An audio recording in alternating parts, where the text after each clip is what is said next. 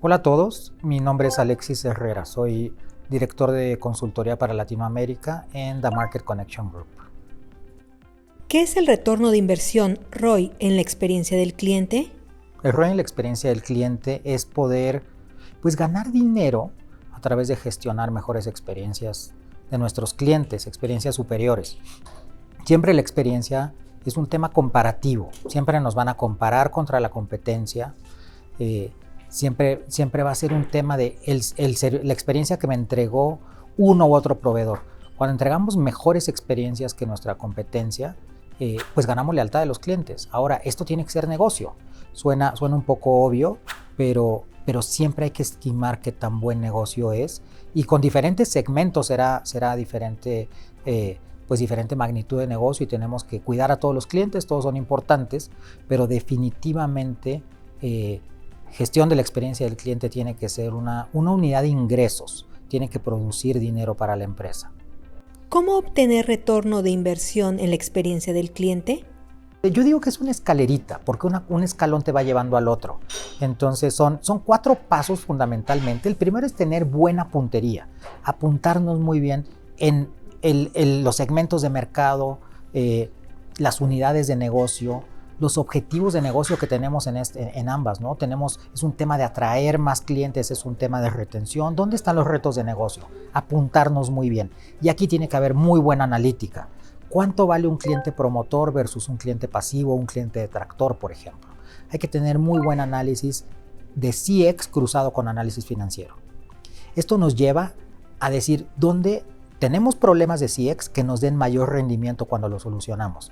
Y esto nos lleva a este segundo paso, solucionar problemas. Es un gran negocio solucionar problemas. Entonces, apuntar muy bien el famoso cierre de ciclo corto.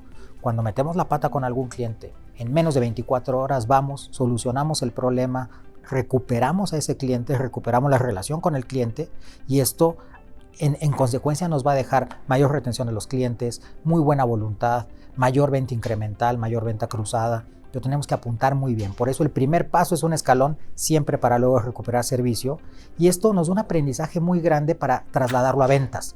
Entonces, todo el ejercicio anterior, ¿qué nos enseña para poder vender más? Los insights del mercado, cuál es la propuesta de valor que mejor engancha allá afuera, y cómo estamos nosotros respecto a la competencia, respecto a la percepción de los clientes. Trabajar fuerte en las ventas, venta clientecéntrica. Eso no tiene pierde. Desde que queramos ayudar a nuestro cliente, van a querer hacer negocios con nosotros. CX debe acelerar ventas.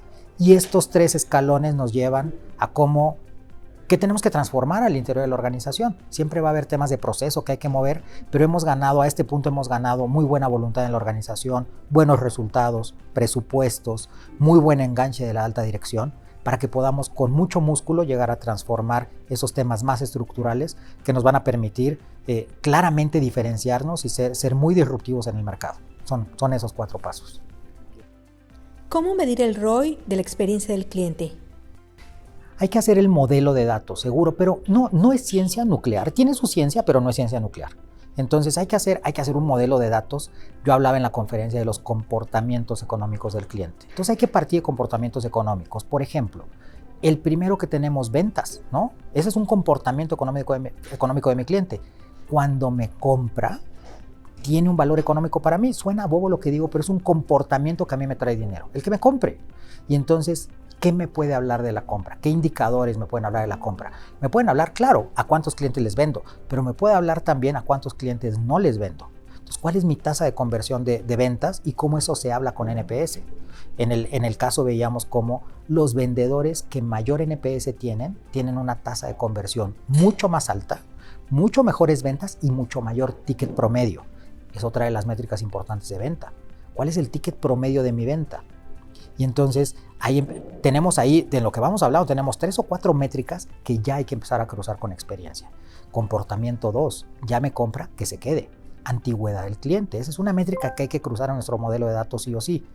Y si lo volteamos esa métrica, pues es el famoso churn, deserción de cliente, cuántos clientes se me están yendo. Entonces tengo que medir churn contra los diferentes ya sea arquetipos de clientes y cruzado contra experiencia del cliente. Entonces ahí tenemos otros KPIs importantes a cruzar, ¿no? Dentro de antigüedad, por ejemplo, pues hay en el sector financiero, por ejemplo, hay una métrica súper importante que es cancelación temprana de productos. Tú tienes un costo de adquisición de tu cliente y, por ejemplo, sacan un crédito de nómina y entonces a ti te costó dinero traer ese cliente y probablemente ese costo son los 3 o 4 primeras mensualidades que te está dejando y los primeros 4 meses no ganas dinero, estás pagando el costo de adquisición. Si en el mes 2 otro banco viene y compra esa cartera, lo que está haciendo es que se evita el costo de adquisición, se trae ese cliente, tú pierdes dinero porque ni siquiera pudiste recuperar tu costo de adquisición y a ellos les resulta muy buen negocio. ¿Qué pueden estar haciendo? Bajar la tasa muy poquito. Como tu cliente no es leal, por un punto en la tasa de interés se va a ir con alguien más y tú te quedaste ahí con pérdida claramente. Entonces, en este tema de antigüedad, la compra de cartera o la cancelación temprana de productos es una gran métrica. Eso hay que seguirlo. Entre muchas otras, pero lo que quiero ilustrar es, tenemos que ir haciendo un inventario, según los comportamientos económicos, un inventario de métricas que vamos a usar, ¿no? Si vemos compra cruzada, ¿cuál es el promedio de productos que tiene nuestro cliente? Hablaba yo del ejemplo de los que tienen más de 8 productos se comportan diferente. Entonces, dependiendo de nuestro comportamiento económico, tenemos que ir haciendo el modelo de datos y ahí es donde Question Pro es una joya. Porque dado que Question Pro puedes tener el ingreso de todas las métricas de satisfacción del cliente, llamémosle NPS o CSAT o el índice de esfuerzo del cliente, dependiendo de nuestro escenario usaremos una u otra métrica, pero tenemos esa métrica directo de nuestro cliente, nos lo está diciendo. Y con nuestros datos operativos lo cruzamos. Question Pro permite traer estos datos operativos y dentro de la analítica hacer los cruces. Question Pro tiene una estadística súper potente. Nació siendo un sistema estadístico que se usaba en la academia muchísimo, se sigue usando, pero nació mucho en la academia porque claramente es muy potente, ¿no? Y en su momento era lo más potente que había en el tema estadístico. Entonces, claro que esta herramienta nos ayuda muchísimo en la manipulación de los datos directamente desde la encuesta, después cruzarlo con los datos operativos que importemos al sistema o con los cuales nos conectemos y después poder ir haciendo estos cruces para ir descubriendo justamente los comportamientos económicos, ¿no? Esto lo podemos hacer dentro de como nosotros lo hemos usado en Question Pro, lo usamos dentro de los propios paneles de Question Pro, pero incluso podemos hacer cosas muy sofisticadas conectándolo con un Business Intelligence como Power BI, por ejemplo, o como Tableau, o como algunos Business Intelligence que tienes toda la flexibilidad de hacerlo. Y entonces, pues conectas la bodega de datos con Question Pro y dentro de todo el poder analítico que tiene, pues vas haciendo los cruces y descubriendo muchas cosas. En una fase exploratoria, entiendes qué es lo que está pasando cuando todavía no tienes bien definidas las variables. Y ahí encuentras los insights y después ya te lo llevas, cuando ya lo entendiste muy bien, tienes una fase muy descriptiva donde todos los días está haciendo el análisis, pero ya tienes tus modelos muy bien hechos. En ambas fases Question Pro pues ayuda muchísimo. ¿Qué son los arquetipos de clientes? Yo creo que es el santo grial de la experiencia del cliente, porque normalmente tenemos una segmentación que puede ser por regiones, por ejemplo, nuestros clientes de tales regiones, puede ser un tema, por ejemplo, por grupos etarios, entonces nuestros clientes más grandes, los jóvenes, los chicos, puede ser un tema de qué tanto facturan los clientes que más valen para nosotros, no tanto. Entonces, todas estas segmentaciones, si ponemos atención la esencia de esa segmentación es una segmentación con interés nuestro, porque es un tema de cómo ubico a mi fuerza de ventas, cómo gestiono a mis clientes por diferentes regiones o unidades, cuánto vale el cliente para mí. Todo tiene que ver con lo que es importante para mí. Arquetipos tiene que ver con qué es importante para mi cliente, para qué me quiere mi cliente. Entender a mi cliente por la necesidad que yo le estoy cubriendo. Y entonces cambia completamente. Es el primer ejercicio verdaderamente cliente-céntrico. Es el más estratégico de todos. Hay una teoría muy, muy bien fundamentada, famosa teoría del job to be done. ¿Qué espera mi cliente que yo haga por él? ¿Cuál es el trabajo que yo hago por mi cliente? El mismo producto, el mismo servicio puede tener diferentes jobs to be done, diferentes completamente. Y entonces, en el ejemplo que vemos en la ponencia, pues hay unos clientes que quieren aseguramiento para sentirse seguros. No tienen un tema médico, es por si acaso. Ellos me quieren para estar ahí, solamente.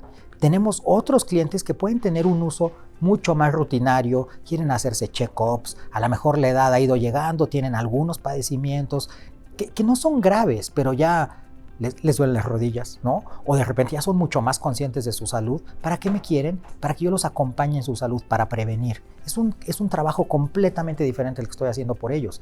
Mientras que hay unos pacientes crónicos probablemente que me necesitan muy cerca en la prestación del servicio.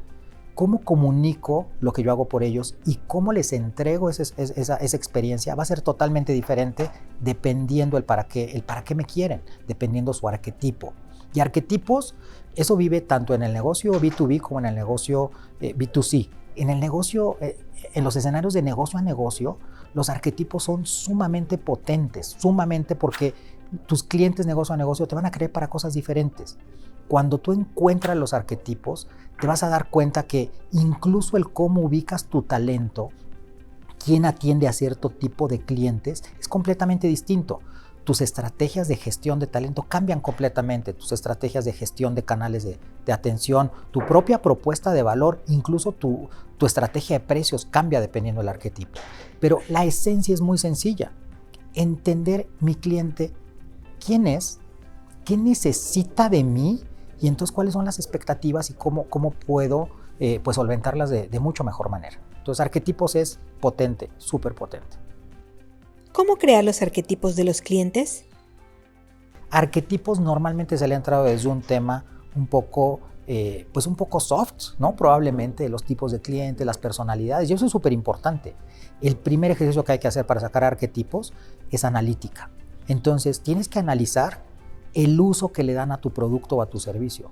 Tú vas a ver que hay usuarios que son súper usuarios de todo, tienen una transaccionalidad muy grande, por ejemplo en un banco, ¿no? De repente va a haber clientes que tienen un uso enorme de cajero automático, enorme de la plataforma móvil, tienen un montón de transaccionalidad ahí, y luego los comparas con otros que tienen transaccionalidad en ventanilla, en las diferentes sucursales, por ejemplo, y vas a ver otros que transaccionan muy poquitito contigo. Esos datos te empiezan a dar buenas pistas muy sólidas de los arquetipos. Entonces, primero hay que ir a la data, es lo primero. La data te va a empezar a dibujar algunas hipótesis, muy buenas hipótesis de arquetipos. Cruzar, pues, cómo esa transaccionalidad, cómo se habla con la rentabilidad, por ejemplo, cómo se habla con la profundización de productos. Cuando empiezas a ver esta mezcla, estos cubos de datos, empiezas a ver unos patrones que te das cuenta y dices, wow, empiezas a descubrir muchos temas de tus clientes, ¿no? Por ejemplo, con un cliente veíamos que a más de 8 productos que tiene ese cliente, la antigüedad promedio sube brutalmente. Son clientes súper fieles. Pero esos clientes, contrario a lo que pensaríamos, sus NPS no son tan altos, sus indicadores de satisfacción no son tan altos. La conclusión que llegamos es, entre más me usan, claro, más descubren falencias que puedo tener y su satisfacción va bajando. Y ahí hay mucho dinero, muchísimo dinero. Entonces, pues tenemos que cuidar a esos clientes muchísimo, pero tenemos que entender cómo me usan para justamente cuidar esa transaccionalidad, esos momentos de verdad, esos lugares donde más me necesita, y ahí enfocar los ejercicios de gestión de la experiencia del cliente, pues en mucho mayor medida. ¿Qué recomendaciones darías para los profesionales de CX? Tengo una recomendación súper importante y es, mañana mismo conéctense muchísimo con el negocio. Yo decía en la conferencia que tienen que tener una agenda de tomarse cafecitos con la gente de negocio. Entonces, dile al vicepresidente comercial, invítale un café. Todos los viernes ponte una agenda de decir, este viernes voy a hablar con el vicepresidente comercial y le voy a preguntar cómo están sus retos comerciales, qué productos se venden más, cuáles no tanto, qué problemas tiene problemas de rotación de la gente, tiene problemas de adquisición de clientes, en algunas regiones no está vendiendo tanto. ¿Qué le quita el sueño? ¿Qué le quita el sueño al VP de ventas? Tienes que entender muy bien el negocio ahí. Y después habla con el de finanzas y que te cuente qué está pasando con los números de la empresa. Lee los estados de resultados de tu empresa y empieza a leerlos y empieza a ver qué insights tienen los estados de resultados para que te conectes con el negocio. Habla con tu director general, te va a dar cita. Dile, oye, para ti, ¿cómo CX aportaría mucho valor a la organización? ¿No? Cuéntame un poco de los retos de negocio que tenemos. Atemos juntos el cómo esto le va a dar valor a esos retos predominantes de negocio. Habla con operaciones y que operaciones te diga qué está doliendo ahí, qué parte de los procesos sienten débiles. A todos pregúntales, oye, si pudieras hacerle una carta, voy a hablar en latinoamericano, voy a tratar de hacerlo, ¿no? En México a los Reyes Magos, en Colombia al Niño Dios, a Santa Claus, ¿no? Si tuvieras que hacerle esa carta, pregúntale a tus contactos clave adentro. Imagínate que le vas a hacer una carta a Santa Claus de qué quieres saber del cliente. ¿Cuál es la carta? ¿Cuáles esas cosas que tú quieres saber de tus clientes? ¿Qué sería una joya que yo te trajera y te dijera, mira, así se está comportando? Ese inventario es lo que tienes que ir a buscar. Porque entonces cuando vuelvas con ellos le dices, oye, ¿te acuerdas de esto que querías saber del cliente? ¿Te acuerdas de este tema que decías, oye, en las entregas, me están diciendo que se quejan de las entregas, pero no he entendido bien por qué se quejan? Y les traes la información de vuelta y dices, ven, te tengo el insight, ya sé qué está pasando. Vas a ser verdaderamente un business partner de todos estos vicepresidentes y ahí vas a poder empezar a transformar mucho la cultura desde que ellos vean la gran utilidad de la voz del cliente. Entonces, ese es mi consejo, conéctense con el negocio.